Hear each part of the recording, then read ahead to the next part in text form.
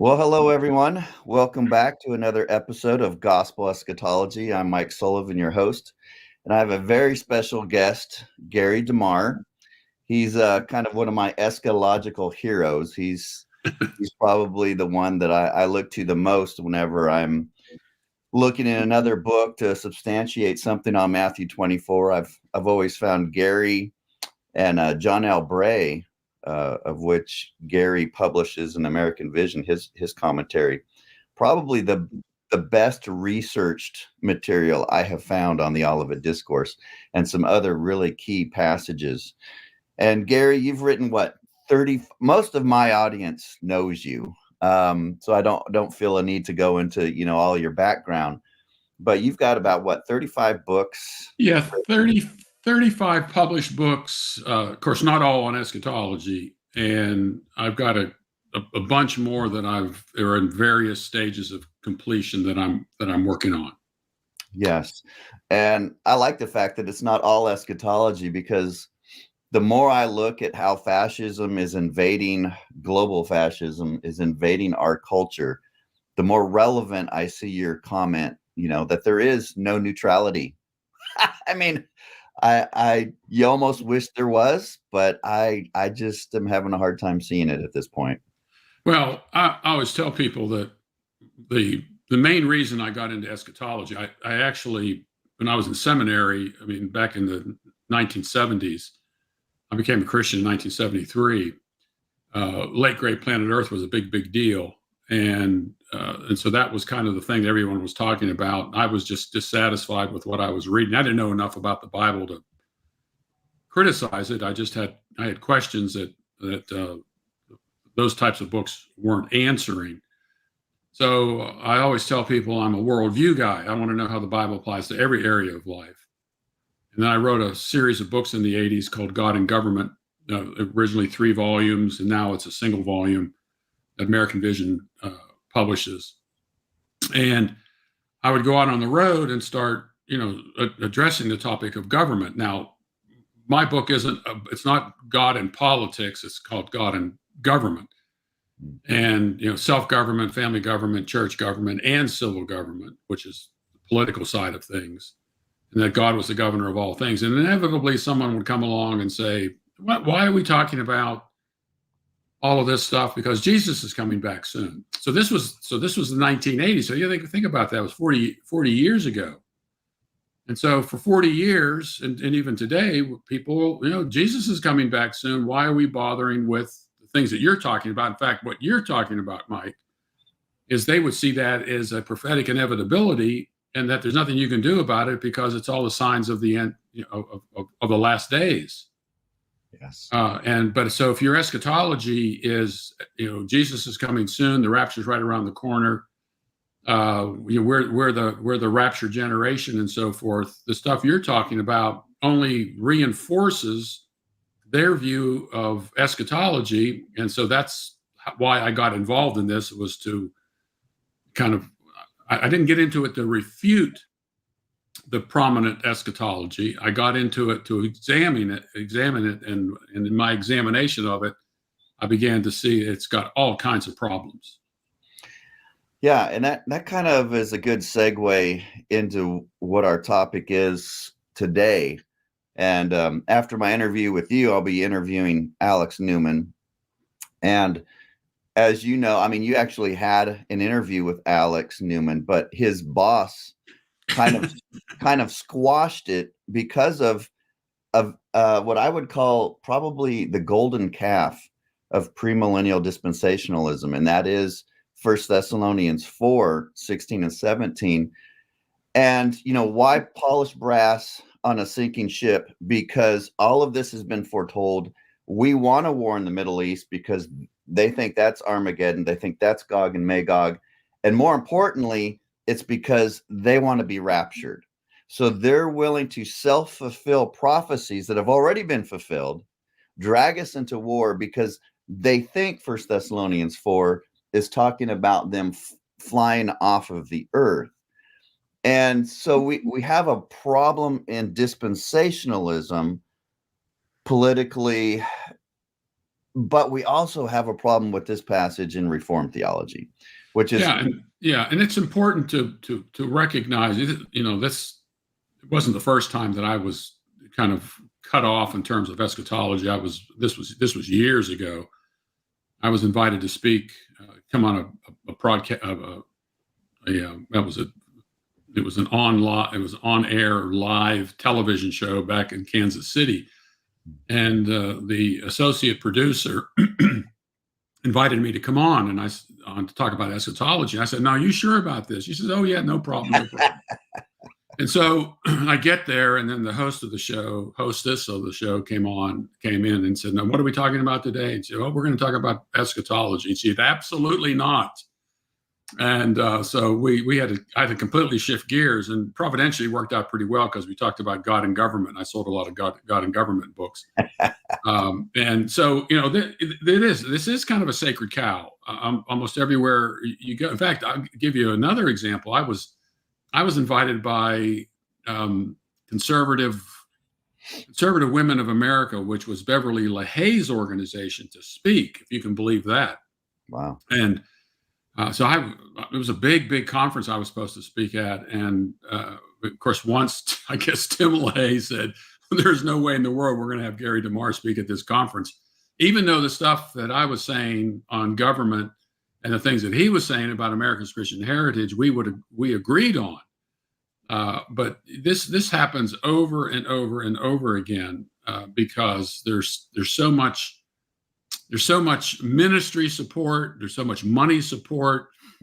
People have to protect their ministries. A good example is Hank Hanegraaff. Hank Hanegraaff changed his eschatological position, and he told me that I think he lost like $1 million in funding in 1 year as a result of that. Wow. So this is a big deal. And it's also dangerous. I have an article up today. I don't know if this is live, but probably be shown later on as well. October 3rd, 2024, up on American Vision's site, AmericanVision.org. And I deal with this with Israel. We're living the last days. God's going to deal with Israel again. Israel is the apple of God's eye, and all this and so forth. And I wrote, wait, hold on here a second, because according to the dispensationalists, 2/3 of the Jews living in Israel are going to be slaughtered during the time that God supposedly, after 2,000 years, is going to renew his covenant with Israel. And after this 2,000 years, he's going to renew his covenant with one single end time generation of Israelites living in the promised land. And then he's going to allow the Antichrist to take over the world, so that 2/3 of the Jews living in Israel are going to be slaughtered. Yeah. And we don't, and by the way, you'll see in the article that all the dispensationalists that I quote that hold that position, but the general public isn't hearing that. All they're hearing about is how God's going to deal with Israel again. God loves Israel, and will be raptured out before all hell breaks loose, and so forth. So this position really needs to be examined, and all Christians out there, you need to take a special second look at this perspective by allowing the Bible to speak for itself.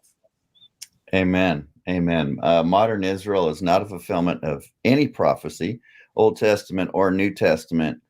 And, usually that gets down to Romans 11 when it's all said and done. But today we're going to be focusing in on a golden calf, because I was watching, I had listened to your interview and your show with Rick Welch, and, the big question at the end there that started all this. But I don't really place that there. I really place the beginning of this when you posted simply, honestly, just a question.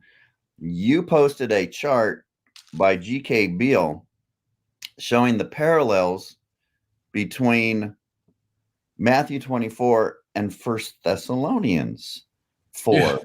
And it just, the amount of comments that circulated, and just like, Gary, you're not allowed to do this. If you're an amillennialist, Gary, you're allowed to make these parallels and talk about it, but you can't, as a partial preterist, even remotely bring this chart up.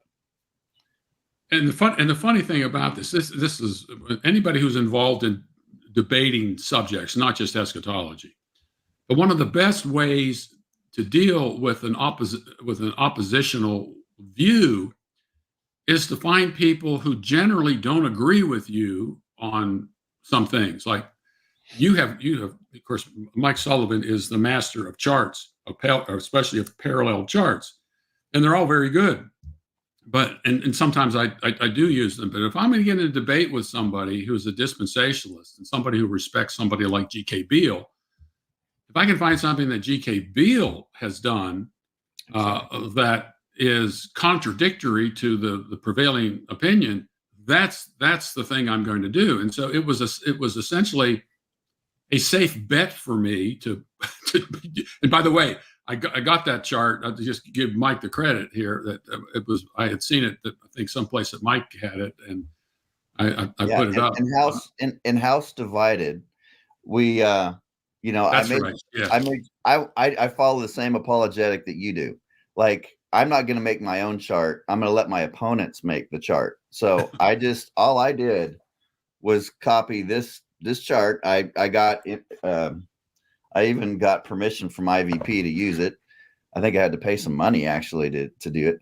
But anyway, let's look at this chart, which caused just the firestorm. First, let me read what Beale says. Let me read the passage first. We declare to you by the word from the Lord. Now, commentators are divided on this. Is he referring to the Old Testament word of the Lord, or is he referring to Christ? Of course, Jesus and Paul are using the same Old Testament passages.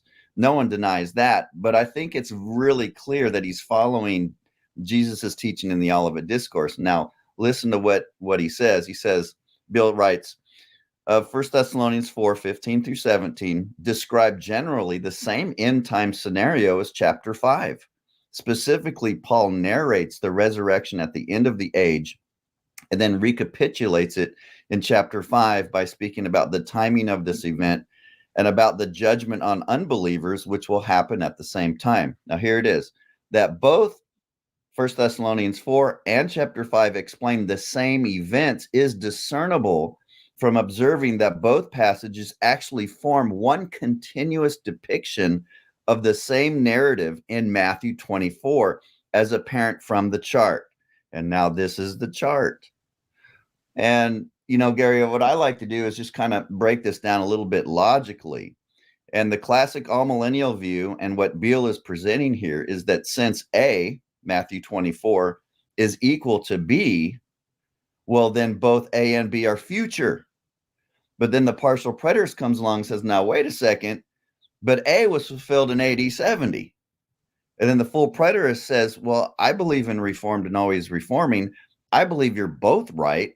So if A equals B and A was fulfilled in AD 70, Matthew 24, well, then so was B. And if not, why not?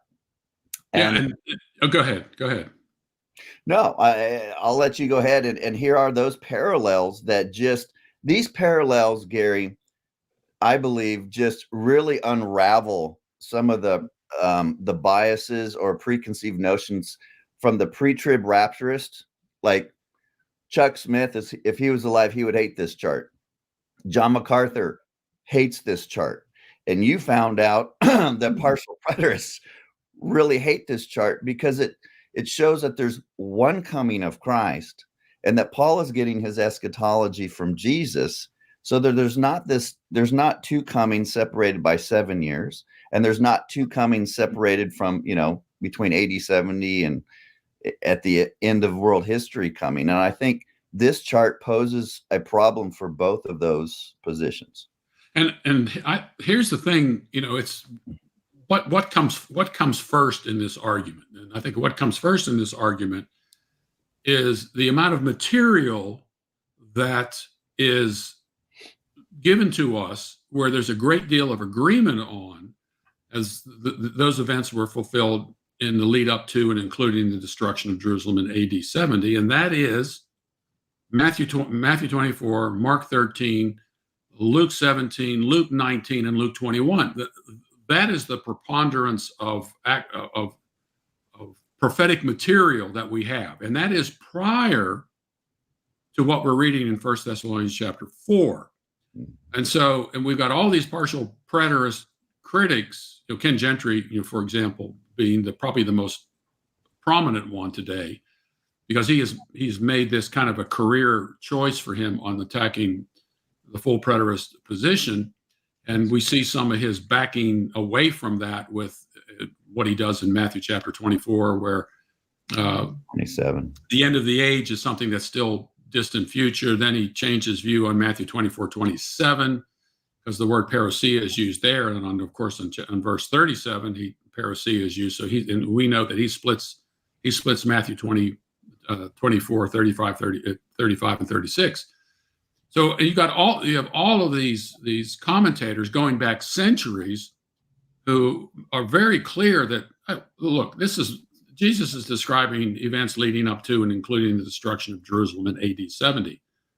And then a book that American Vision republished by Nehemiah Nisbet and on the destruction of Jerusalem, which American Vision published a year or so ago.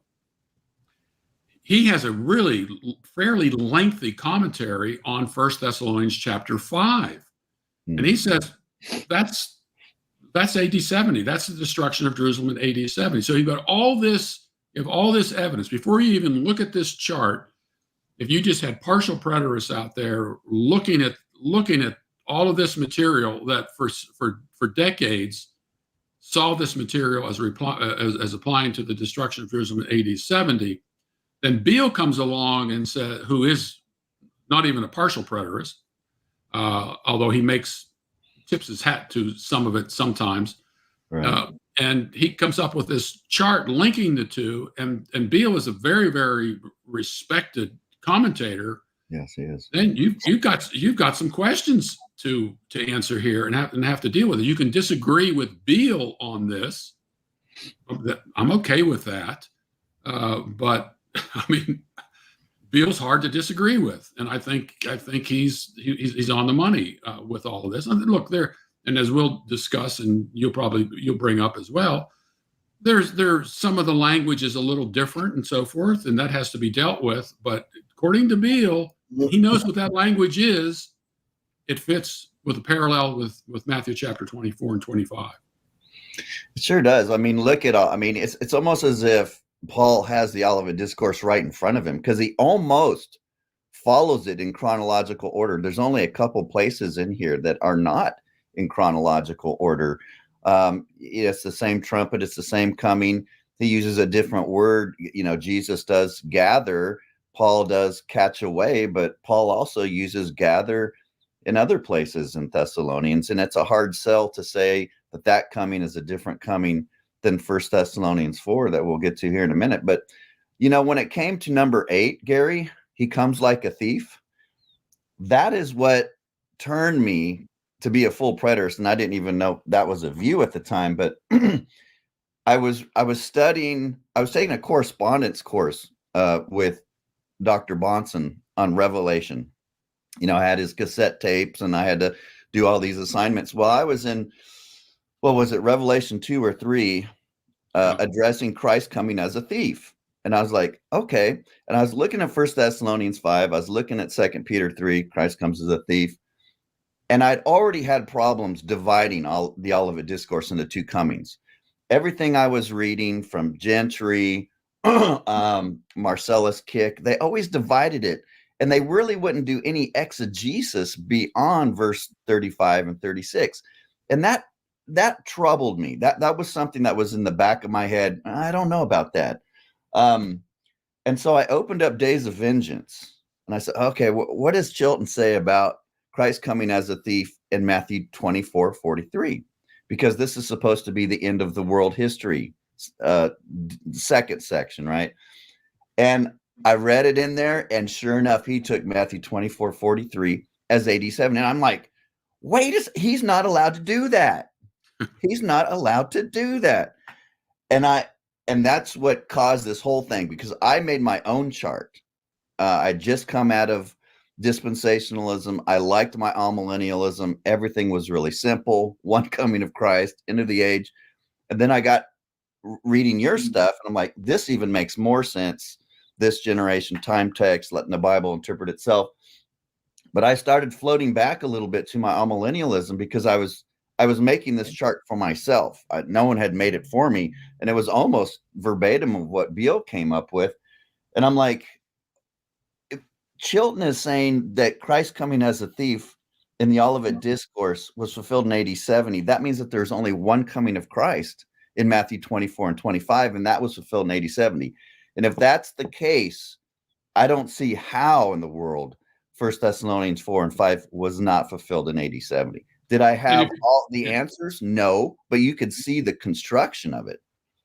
And yeah, you mentioned Revelation 2 and 3, and if you look at that, I think there are at least two. I think there are 3 times Jesus threatens to come to those local churches at that particular period of time, which is an indicator that just because there is a coming mentioned in Scripture, it is not a physical end time coming. Because those particular comings in Revelation 2 and 3 were obviously comings in terms of making a judicial and ethical assessment of what was taking place in those churches. And if you pick up, commentaries that aren't preterist at all, most of them, in fact, acknowledge that.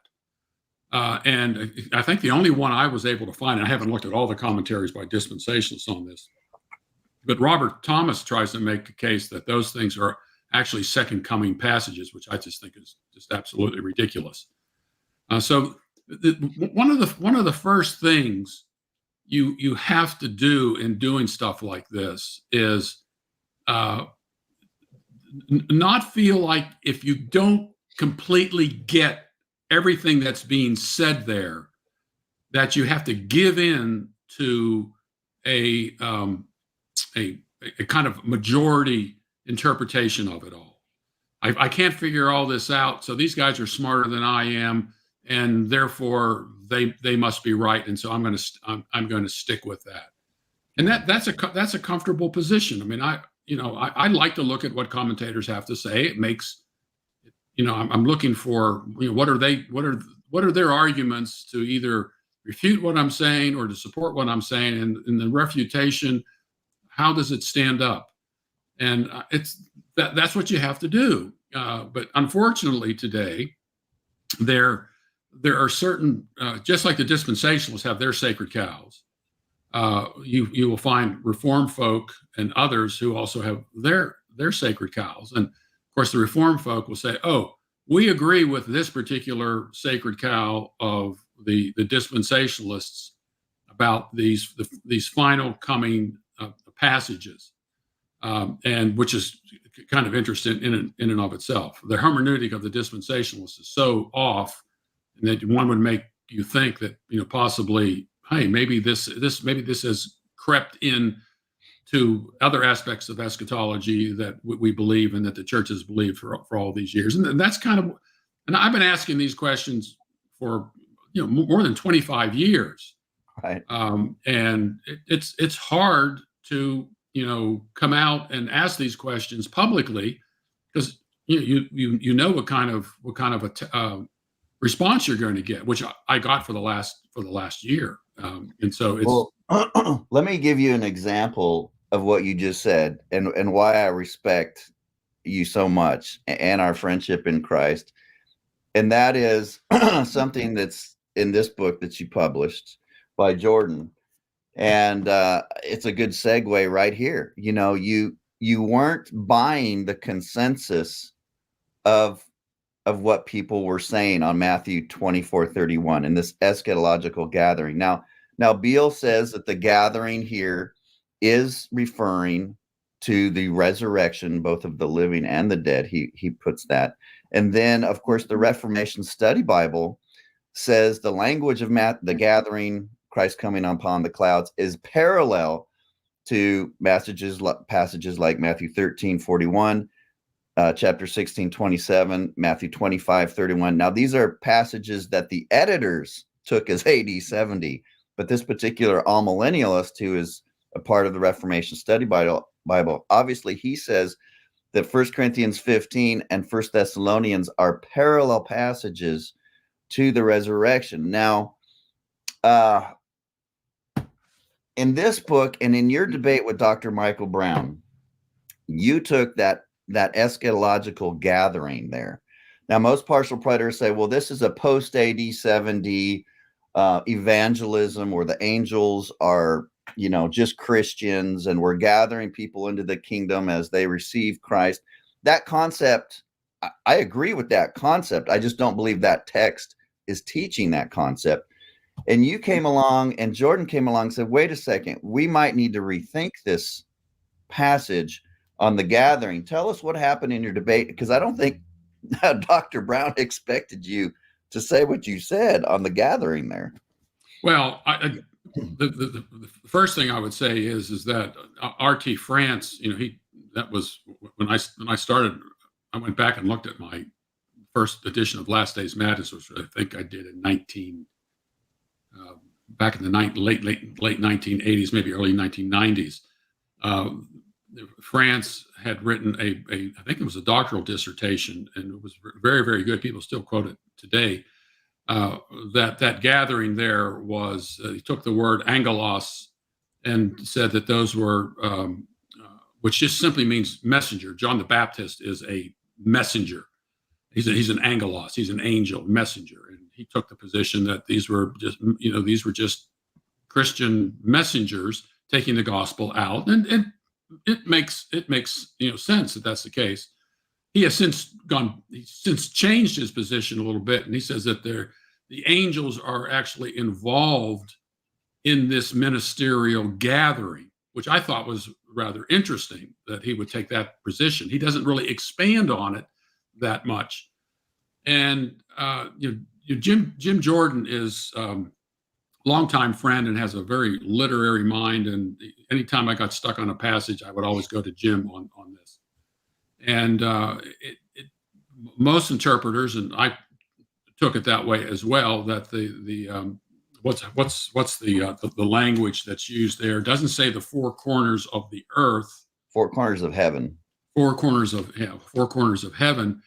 And Jim saw that as dealing not with evangelism per se, but it was he doesn't quite say it, but it's as if he was talking about what he deals with in his Daniel commentary, Daniel chapter 12, dealing with the old covenant. What do you do with those old covenant saints? And the martyrs, yes. Yeah. What do you do? What happens to them? What was going to happen to them since the time of Christ? Were they just completely lost? Which I believe, and I was talking to Kim Burgess yesterday about this, is that was really the issue in First Corinthians chapter 15.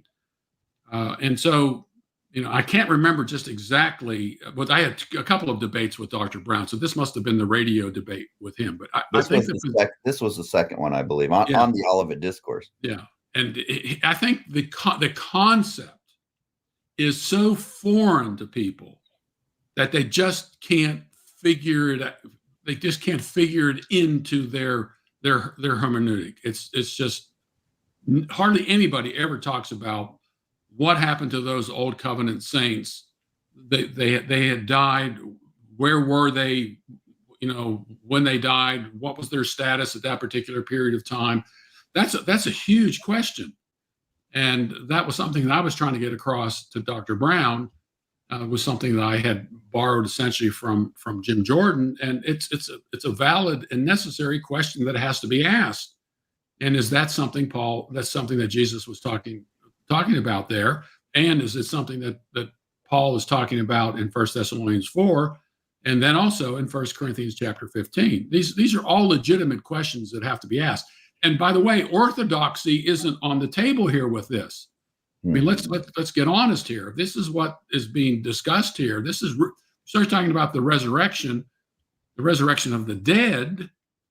what does that mean? And Paul was on trial for the resurrection of the dead and for the hope of Israel. What does that mean in terms of biblical theology today? Amen. Amen. Now, notice that Beale, he actually, in another work, he says he's backtracked on the coming of Christ in Matthew 24:30. He says it is likely better to see Matthew 24:30 fulfilled not at the very end of history, but rather in AD 70 at the destruction of Jerusalem, in which the Son of Man's coming would be understood as an invisible coming in judgment using the Roman armies. And now he says this creates a thorny problem, right? Because he, in his commentary, he says that's the same coming that produces the resurrection.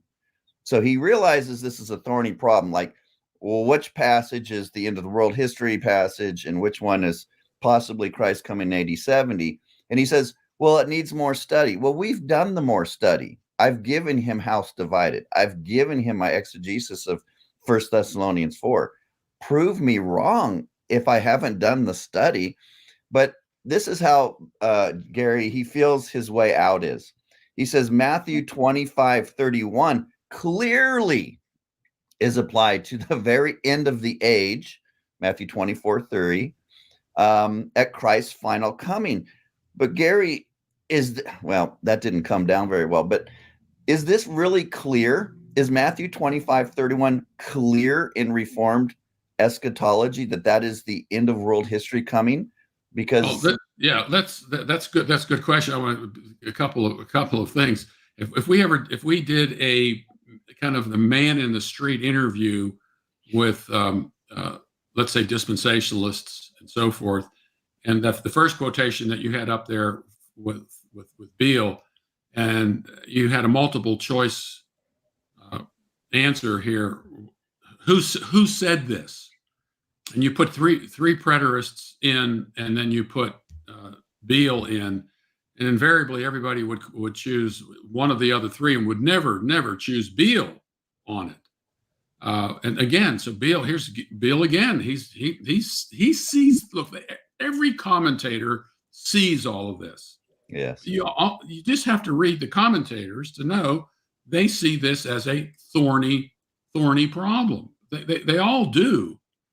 And then the other thing is I have my 11-year-old granddaughter was listening to a couple of messages on Mark chapter 13, and she came up to me and asked. She said, "Papa, which ones apply to AD?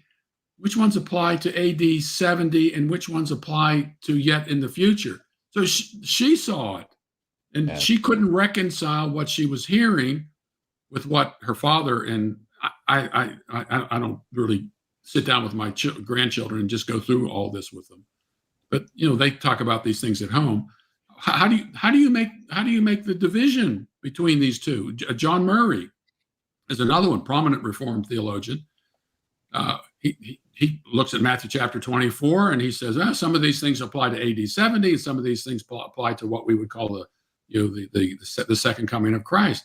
But there is nothing that I saw in anything that he said that you could tell where the dividing line was in all of this. So this is again, everybody knows this is an issue, and everybody knows that their paradigm is disturbed by this, and so they essentially take a dualistic way of understanding things and are willing to live with it. They are willing to live with the dualism. Yeah. I think that's where we are today. And then back to Matthew 25:31. Yeah. And what is the name of the book that Mathewson edited? It's right here on the screen. Yeah. Okay. From age to age, the unfolding of biblical. There it is. Okay, I see it. Yeah. Age to age. Okay. But that's the book that the book that he edited dealing with full preterism that you guys responded to. What was? When shall these things be? Yeah, okay, so you have Matheson who comes out with a book. He's the editor of it, criticizing the full preterist arguments. And as you know, that I've noted, I've looked at all of these guys that signed that 3 questions letter of mine. Well, Doug Wilson says this, but he and Ken Gentry disagree here. Phil Kaiser says this, and Kaiser disagrees with them here. And all of these guys can't agree among themselves. And so here you have Keith Matheson, who doesn't agree with the guys who are critical of full preterism because he says that Matthew 24:31 is actually refers to events leading up to and including the destruction of Jerusalem in AD 70. And, people's heads spin when you point all of this out to them. And so, their answer to this is, well, the creeds have dealt with this. The confessions have dealt with it. So this is what the church has always believed. And so let's move on. And I can't live with the tension. I couldn't live with the tension. So I asked these questions, and I got blasted and deplatformed and all kinds of things. And I don't think I've lost friendships over it, but I don't get the kind of calls I used to get on like Saturday night by Jeff Durbin. He was preaching the next day on Matthew 24 and said, "Gary, can you help me with this passage?" And I have this extensive outline on Matthew 24, and I sent it to him. And I don't get those kinds of calls anymore.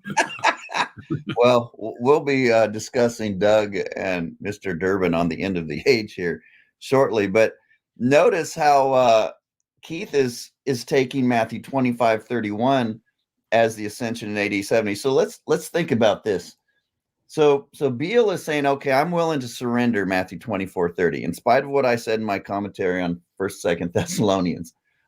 It's a thorny problem, sure, but I'm going to run to Matthew 25:31 as my safe haven. Matheson comes along, takes that away from Beale. That's AD 72. But here's the problem I'm seeing. This is the fulfillment of Daniel 7:13. So there's only one coming of the Son of Man upon the clouds in that passage. And Jesus is citing that here in Matthew 24:30, Matthew 25:31, and then John in Revelation 1:7. And so, Gary, I'm looking at the passage and I'm like, it's complete in my mind. Okay, in my mind, it's complete eisegesis to read into Daniel 7:13 3 different comings of the Son of Man on the clouds. First, it's his going into a physical cloud, the ascension. Then it's his coming in an invisible cloud in AD 70. And then it's him coming a 3rd time on a physical cloud, physically at the end of world history. I'm looking at Daniel 7:13, and I'm connecting it to Daniel 9, Daniel 12. And there's one appointed time of the end, when the Son of Man comes, when the books are opened. And I'm not seeing that as 3 different cloud comings of Christ. And I think this is what futurism is forced to do a lot of reading into the text of things that just aren't there. Yeah, and add to this, you got Revelation chapter 1, verse 7. Yes. Behold, he is coming with the clouds, and every eye will see him, even those who pierced him, and all the tribes of the land will mourn over him. Even so, amen. And so here's this. What coming is this? And so Gentry, in his commentary on Revelation, I would tell people, if you want a really good commentary on Revelation, Ken Gentry's is pretty good. You just have to kind of meander around some of his capitulation on things, and so change of mind and so forth. But he spends 22 pages defending Revelation chapter 1, verse 7 as a reference to not this other coming of Christ at the end of history. He says this is a reference to events leading up to and including the destruction of Jerusalem in AD 70. Exactly. And it's really hard for me to wrap my head around all of this, because I would of course I'm not that smart, but I wouldn't know how to come up with these different comings and be able to determine where where the knife should come down on Right. in a particular verse, telling me that this is a different coming from that coming, even though the same language is being used. And one of the arguments they use is, well, we find this language used in the Old Testament, and we appropriate that language from the Old Testament, something like Isaiah chapter 19, Isaiah chapter 13 for sun, moon, and star stuff. And you say, see, we see that. But each one of those is actually designated in a particular historical context. Isaiah chapter 13 is specifically against Babylon, and that Isaiah chapter 19 is dealing with Egypt. So there you are given a time element as well as a particular entity that this is addressed to, but you don't find that in the New Testament. They're just kind of thrown in there, and then someone has to come along and say, oh, this has to refer to the second coming, because if it doesn't refer to the second coming, then it refers to AD 70, and that's one less verse we have in order to prove that I'm the center of the universe and that I'm going to be raptured off the planet soon. Well, again, people like Gentry and those don't believe in a rapture. Oh yeah. But they still they need to hold on to some future coming passages to fit into those creeds. Yeah, and look, my position is pretty simple. I ask questions about these things. I don't like the answers I've gotten for a very, very long period of time. Does that mean I've got all of these figured out and can tell you in detail how each one of these verses definitively apply to that particular period of time? No, I can't. In some cases, some of them it's no problem at all. But I'm constrained to put it within the context of what I think the time element is in 1 Thessalonians chapter 4, and its similarities to what Beale says. It's connected to Matthew 24 and Nisbet as well. Matthew 24 and 25. What am I supposed to do with all of this thing? These people are seeing the parallels. Absolutely. And if it's okay for them to see the parallels, why isn't it okay for me to see the parallels? And I guess it's because I'm coming to different conclusions than they are on all this. Yes. And that's threatening. Yeah, exactly. So Beale says, it's okay, this is a thorny problem, but Matthew 25:31 definitely is the end of world history, and it's connected to the end of the age of Matthew 24:3. Well, this is a problem, again, because Matheson, who is Doug Wilson's editor in When Shall These Things Be, says, no, Matthew 25:31 was AD 70. Well, I contacted Mr. Wilson. I said, well, Doug, you take end of the age in Matthew 24:3 as the Old Covenant age. Where is your division in the Olivet Discourse, or do you have one? And he says, well, I definitely would divide it at Matthew 25:31. And I said, you do know that your editor, Keith Matheson, doesn't. He says that's AD 70. Of course, I got no response. But this is a problem, too, because I've debated Michael Brown on 1 Corinthians 13, the gifts. You've debated him a couple of times. Doug has debated him on the gifts, and I found it. And Michael is learning. He's learning. And he's learning, I think, to use full preterist arguments against some of the partial preterists. So in that debate, Doug said the gifts ended, the revelatory gifts and the sign gifts ended at the end of the Old Covenant age. And he went to Matthew 24:3. Michael said, now, wait a second, Doug, you can't do that because that's the resurrection. And he went to Matthew 13, the parable of the wheat and the tares. At the end of the age, the righteous will shine in the resurrection of Daniel 12. Now, Doug doesn't want to talk about Daniel 12 at all, any way, shape, or form, okay? He's a no-show.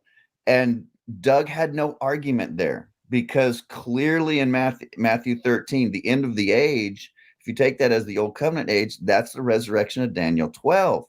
And Doug sees the train coming, and his position was accurate. The gifts did end in AD 70, but he doesn't, because he's inconsistent, he can't build the exegetical case, in my opinion. And this is interesting. You bring this up about other people have spotted the problem with this, and A good friend of mine, Jonathan Sedlak, has written this definitive book on the new heavens and new earth. He's kind of a historical study of all this, and he's been continuing to work on it. And he said one of the things that got him into preterism was reading John MacArthur's book, The Second Coming, and he had seen my name in that. And he said, well, if John MacArthur is quoting some guy named Gary DeMar, then Gary DeMar must be somebody significant. So he started reading my stuff, and then he became a preterist. And so I went back, and I had written an article, and it was a review of MacArthur's book on Second Coming. And I got blasted by, what's his name? Phil Johnson. Not Philip Johnson, but Phil Johnson, because I think Phil Johnson actually edited the book, and it was a sloppy edit job. But one of the interesting things is that MacArthur comments on my use of Matthew 24 and dealing with the sun, moon, and stars language. And he also quotes Ken Gentry. But in a lengthy footnote or endnote in the book, he says, if Gentry is taking the sun, moon, and stars language in Matthew chapter 24 as applying to AD 70, then it seems to me, MacArthur writes, or Phil Johnson or whomever, that he should be doing the same thing with 2 Peter chapter 3, which I thought was a pretty good insight. If it's true in this case, why isn't it true in the case of 2 Peter chapter 3, which, by the way, John Lightfoot takes as is dealing with AD 70. And so there, all of this inconsistency out there, I think these guys need to come clean with it, because there's no agreement with them except for creedal agreement and confessional agreement, but not exegetical agreement. And I'm looking for exegetical agreement. Show your work. If you can't show your work, don't come to me and call me a heretic. And they refuse to show their exegetical work. Let's I kind of like this chart here, because these are passages that partial preterists, and Doug is kind of uncommitted on Matthew 16:27. I thought he was, but there's a reason why he's not committed on certain passages. But clearly you can see this is the same coming of Christ between Matthew 16, Matthew 24, and Matthew 25. Same Greek words, erchomai. He comes with angels. He comes in glory. He comes in power. He comes in judgment to reward and to repay. In all three passages, and Christ and his kingdom come at the same time. And Gary, Matthew 25 to me is just simply recapitulation. It's in the Jewish hermeneutical world, they used a lot of recapitulation, just like the book of Revelation is recapitulation. Ezekiel is recapitulation.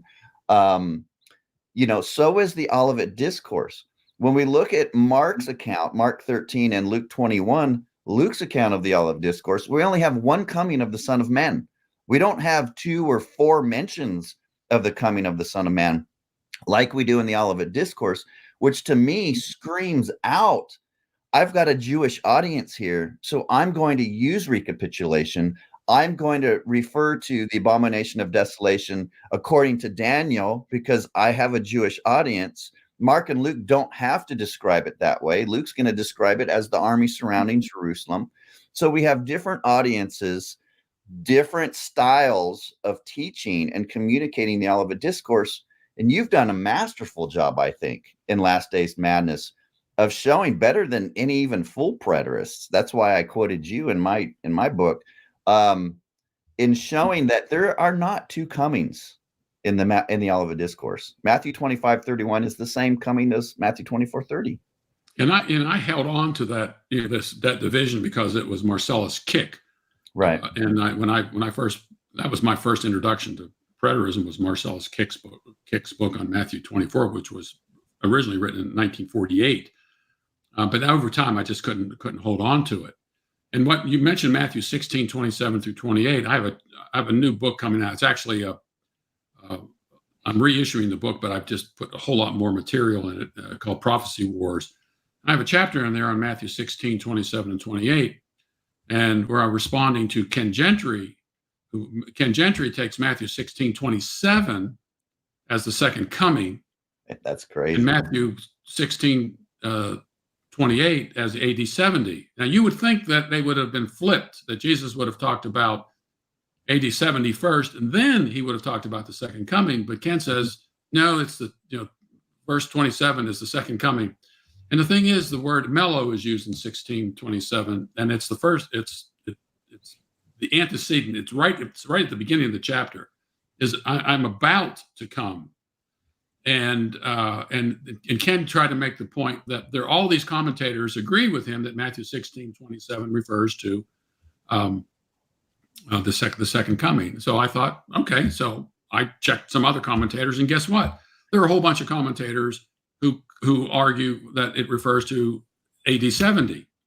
So once again, there's no agreement among commentators on this, and so what do? You can't now use Matthew 16:27 as a passage that supports the second coming. But then now, and if anybody's a heretic who does it, they've got all these heretics out there who aren't heretics. They're just saying, hey, the text, this is what the text says, and this is the interpretation of it. So it's all there, and I think that Mike. It's interesting that this whole debate has quieted down significantly. I don't know if you can tell, but I can tell. Ken may still be writing. I think he's going to be working on Matthew 24:25. I look forward to it. It'd be interesting to see how he deals with a lot of these texts. Yeah. But most they're not talking about it anymore because I think they know they've got themselves in a trap.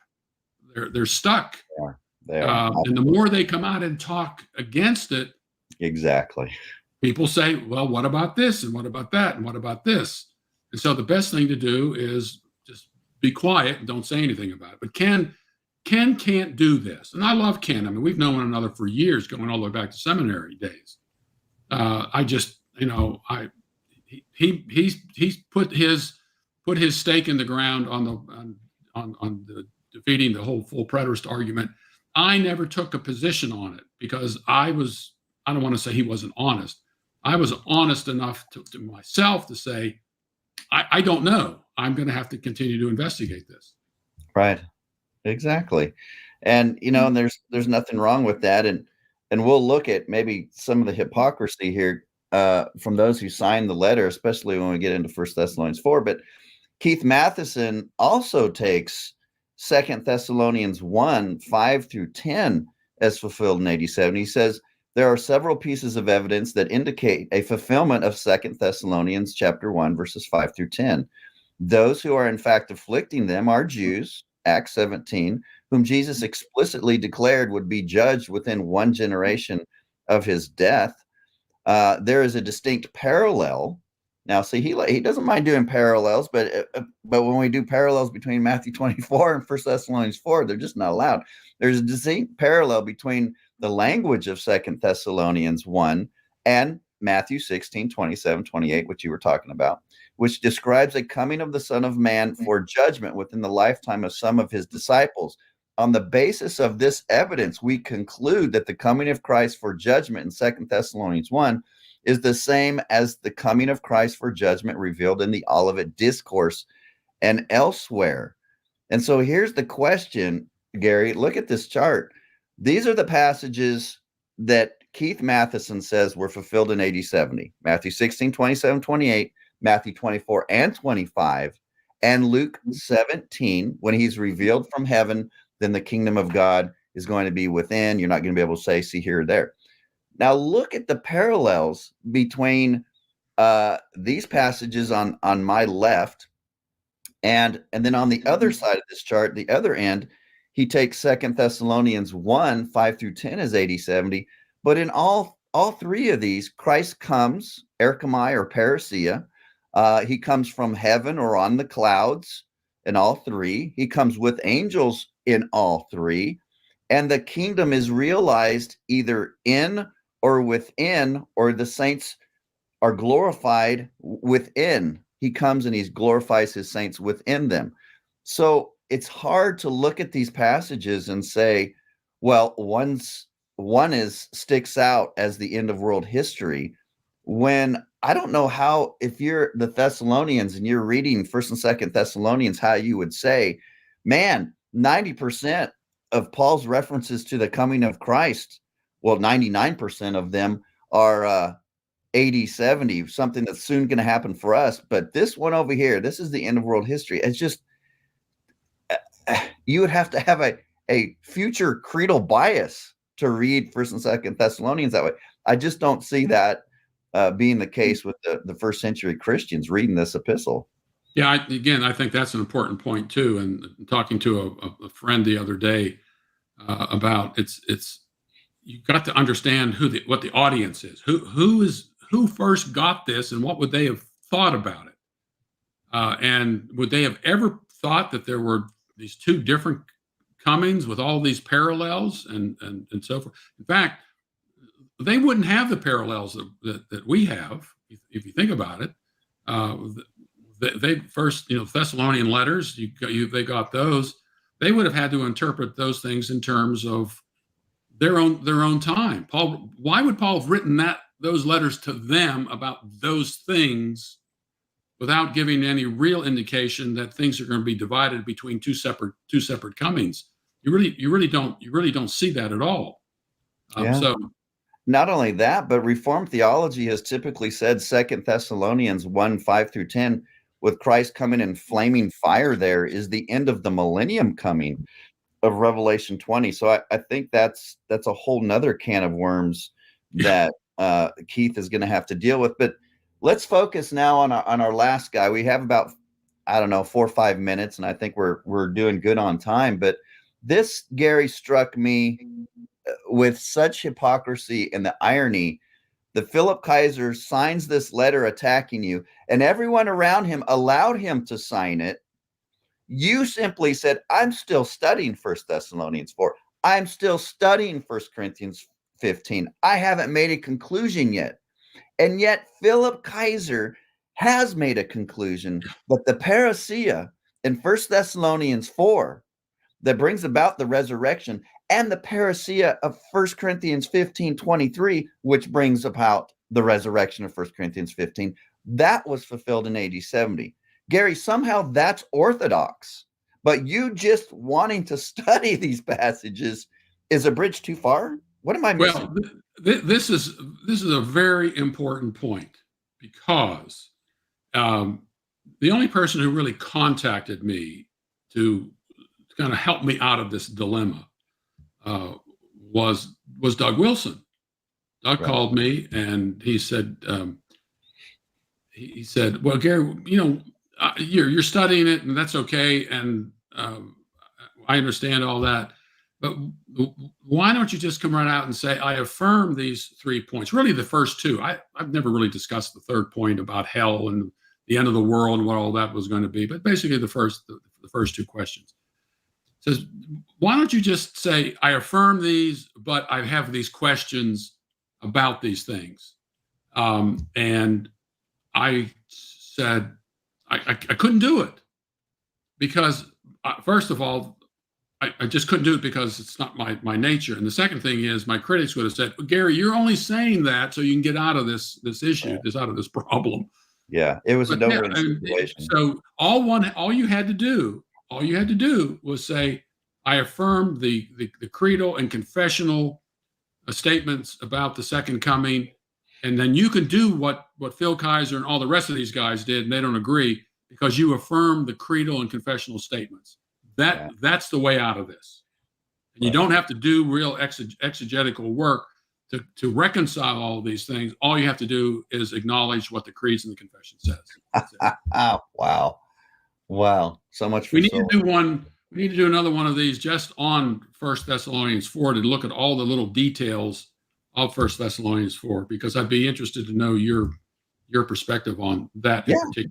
We can, I had a feeling we wouldn't be able to get into that, and we don't. We're at about 59 minutes, but I'll have you back, and I'll give you my exegesis of 1 Thessalonians. Maybe we can get Kim. Maybe we can do that. The three of us can do this. Oh, I'd love to do that. I could talk him into it. Yeah, absolutely. Yeah. So Kim says some things here about, or not Kim, Philip says some things here about Matthew 24 and First Thessalonians 4:16. He clearly takes the parousia there as 80, 70. Some of this, to be honest with you, I don't understand. I believe he takes some kind of partial rapture view, if I'm not mistaken. Is that true, Gary? I don't know. I haven't read a whole lot or listened to a lot of what Phil has done. Yeah, it's rather confusing. I'd like to have him on to either debate or to at least explain his position. Now, most of Reformed theology and full preterists, we all agree that the coming of Christ in 1 Thessalonians 4 is the same coming in First Corinthians 15. The parallels there are just undeniable as well. But also, and maybe Kim and I and you can talk about this in the next episode, is all the parallels between Matthew 24 and 1 Corinthians 15. Those are very powerful. And we're looking at the analogy of faith. And again, the Reformed Study Bible tells us the parallels between Matthew 24 and 1 Corinthians 15 tell us that it's the same event. Well, again, if Matthew 24 was fulfilled in AD 70, and it's the same event as 1 Corinthians 15, we have to break it down. The burden of proof is upon me, right? Because I'm kind of going against the tide. So I can show the parallels, but the burden of proof is upon me. And Gary's correct. Can I produce an exegesis of 1 Corinthians 4? Can I produce an exegesis of 1 Corinthians 15 that will then harmonize all of this together? I believe I can. I believe I have in the book, but we can go over that. But then you have the beautiful harmony between all three. At his parousia, at the trumpet, the living and the dead are gathered or caught or raised or changed into the kingdom, into God's presence. And I think that's probably a good way to kind of end it. And just to end it, I think Gary should be commended by just asking the questions and asking his friends to produce the exegetical work. Just don't condemn people to hell. Don't name call. Don't censor like the liberals do. Don't sit in your ivory tower and look down upon everyone else and believe that you're above answering any exegetical questions. Let's talk, let's dialogue, let's at least try and answer these questions. As you know, we tried to have a documentary with Gentry and Wilson, and that just fell through, where we had questions that we were going to ask them, and they would respond, and we would respond to their questions. And it wasn't a formal debate. It was just going to be a documentary. Right. But even that just is not acceptable to these people. Yeah, and that's okay. I prefer to write. That way I can be much more precise. I always hated. I've tried that too. I've said, let's have a written debate. Ken, you say you're not an oral debater. How many debate books he's got like 4 views on the gifts, 4 views on Revelation, 4 views on the millennium. The guy has done written debates. Come on. Well, he did a full book with Tommy Ice on the tribulation. Matthew 24. And it's interesting, if you go back and read Ken on Matthew chapter 24, a lot of the arguments he used for his preterist position, he has since changed, because he sees that particular position that he takes, especially on Matthew chapter 24, verse 27, there are fewer and fewer passages that he is now referred to. So now we see him kind of going back and claiming some of those for yet a future second coming. And that, to me, going back to Matthew 24, 27 that was just an impossible possible faux pas, because then you got to deal with Matthew 24, 34, which is obviously 27 is before 34, and it just ruins his whole hermeneutic at that point. But nothing I can do about it. He says all these things. He doesn't say some of these things. Yeah. Anyway, it's interesting. Anyway. Well, thank you, Gary, so much for coming on. And I think that is a great idea. Let's reach out to Kim and see if he would be willing to come on, and we'll walk through 1 Thessalonians 4, and we'll look at all the challenges that the futurists and the Reformed guys have. And maybe we'll do a series on 1 Corinthians 15. I'm totally open to that. He and he and I are working on doing something on 1 Corinthians 15. Oh, good. So he's kind of preparing for that now. So we'll probably do something similar to what we did with the the Hope of Israel and the Nations, 2 volumes. By the way, the second volume is out, so Yes. so we're working on that. Hopefully, it won't be 25 of them like we did with the other. So get that book out as well. So all right, thanks, Mike. I appreciate it. Thank you, brother. Have a good one. Okay, thanks.